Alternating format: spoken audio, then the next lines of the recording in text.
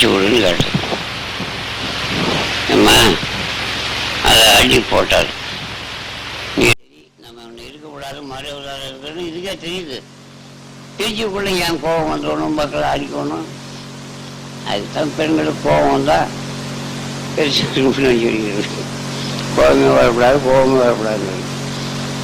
அது ரெண்டு சக்தி இருக்குது தாய்கிட்ட.